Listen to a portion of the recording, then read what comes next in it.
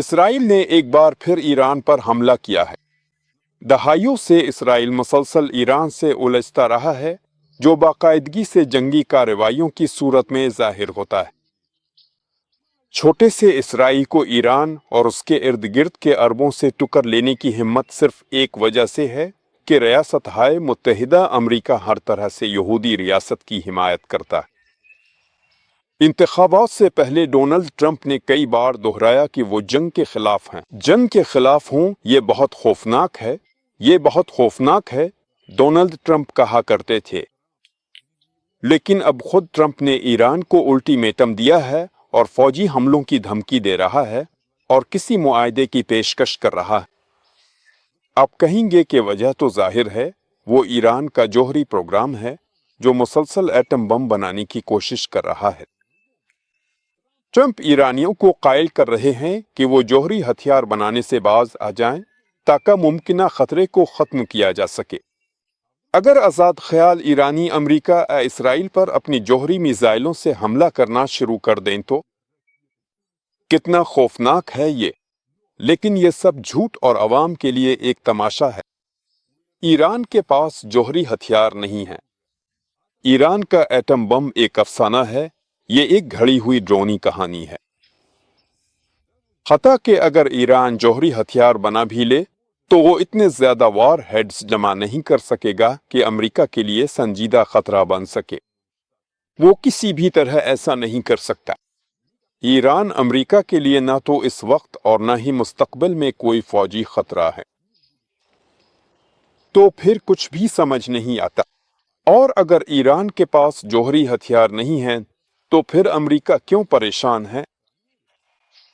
Trump Iran پر حملے کی دھمکی کیوں دے رہا ہے؟ بات یہ ہے کہ آج کل ریاستیں یوں کہہ لیں کہ عالمی معیشت کے علاقے بحران میں اپنی بقا کے لیے لڑ رہے ہیں۔ کون سے بحران میں؟ کیا آپ کو بحران نظر نہیں آ رہا؟ انسانیت گزشتہ 10 سال سے توانائی کی کمی کے بحران میں جی رہی ہے۔ اسی وجہ سے کمی پوری کرنے کے لیے کم مؤثر اور غیر مستحکم طریقے اپنائے جا رہے ہیں، جیسے کہ سولر پینلز اور ونڈ ٹربائنز۔ اسی طرح عالمی معیشت میں زائد پیداوار کا بحران ہے اور ساتھ ہی مالیاتی بلبلوں کے بھر جانے کا بحران بھی ہے۔ امریکی ڈالر ایک عالمی کرنسی ہے اور ڈالر کا بلبلہ ناقابل یقین حد تک پھیلا دیا گیا ہے۔ چین اپنی سرزمین پر پیداوار کو مرکوز کر رہا ہے اور دنیا میں اپنا اثر و رسوخ بڑھا رہا ہے۔ چین دن بعدن زیادہ طاقتور ہوتا جا رہا ہے، جو کہ امریکہ کی قیادت کے لیے خطرہ بن رہا ہے۔ جیسا کہ آپ دیکھ سکتے ہیں، امریکہ کے پاس فکر کرنے کی کافی وجوہات ہیں۔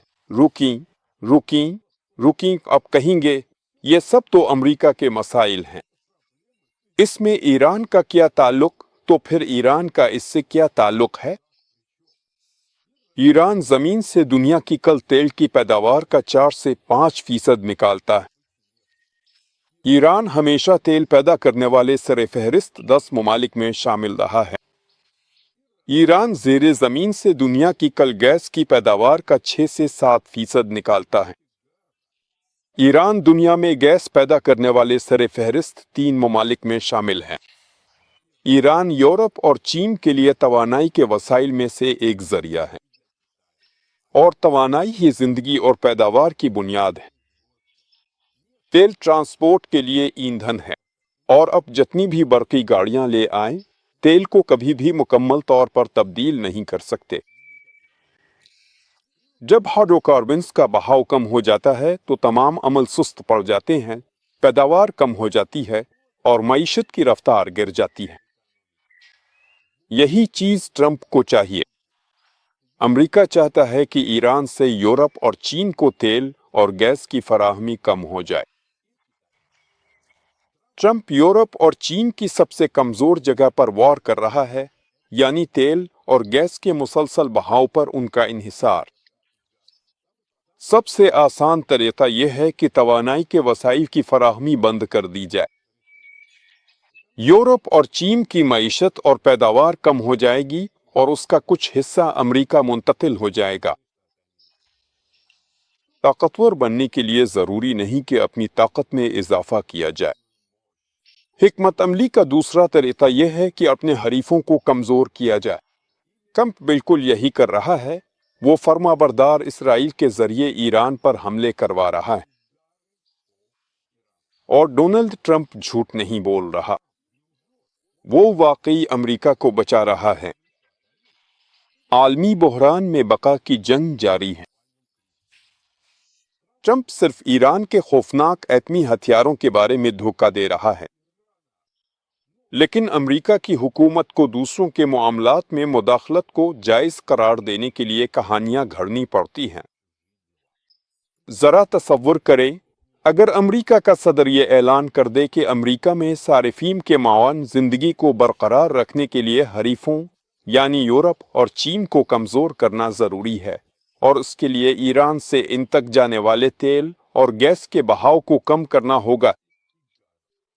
इसीलिए इसराइल फर्माबरदारी से ईरान पर बमबारी करता है और अमेरिका मजीद हमलों की धमकियां देता है। और फिर यूं लगेगा कि बुरे अमरीकी अपने ही फायदे के लिए दूसरों को नुकसान पहुंचा रहे हैं। ये मंजर अच्छा नहीं लगता, न ही ये दुरुस्त है और न ही अमेरिका के तमाम शहरी ऐसी हिकमत अमली की हिमायत करेंगे। आखिर सब लोग अच्छे बनना चाहते हैं, ये समझते हैं कि वो अच्छे हैं और एक अच्छी मुल्क में रहते हैं जिसके ख्यालात दुरुस्त हैं।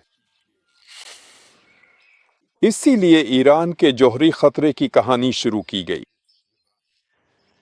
अमरीकी बगैर किसी अफसोस के किसी भी रियासत को कमजोर कर देंगे या मुकम्मल तौर पर तबाह कर देंगे।